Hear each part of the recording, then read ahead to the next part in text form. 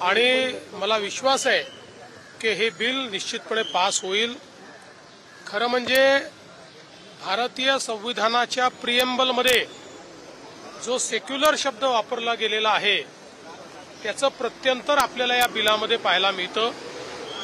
Original bill जे तयार झालं होतं या ओरिजिनल कायद्यामध्ये अमर्याद अधिकार होते आणि चुकीच्या पद्धतीनं जर त्या ठिकाणी निर्णय घेतला तर त्या निर्णयाला न्यायालयात देखील जाण्याची मुभा नव्हती।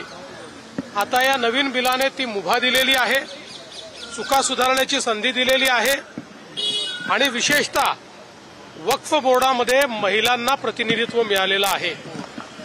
3 तलाक नंतर पुन्हा एकदा मुस्लिम महिलांना प्रतिनिधित्व आता वक्फ बोर्डात मिळत आहे। ही एक मला असं वाटतं की अतिशय प्रोग्रेसिव्ह पुरोगामी अशा पद्धतीचं हे पाऊल उचललेलं आहे। कुठल्याही समाजाच्या विरोधात हे नाही, कुठल्याही प्रकारे कुठल्याही समाजाच्या धार्मिक आस्थांच्या विरोधात हे नाही, तर पूर्वी झालेल्या ज्या चुका आहेत की ज्या चुकांमुळे काही लोक त्याचा फायदा घेत होते आणि मोठ्या प्रमाणात जमिनी लाटत होते त्यांच्यावर मात्र याच्यामुळे टाच येणार आहे आणि म्हणून या बिलाचं मी स्वागतच या ठिकाणी करतो। मला विश्वास आहे की ज्यांची ज्यांची सत्सद विवेक बुद्धी जागृत आहे ते सगळे या बिलाचं समर्थन करतील। सर, यावर कुठेतरी असं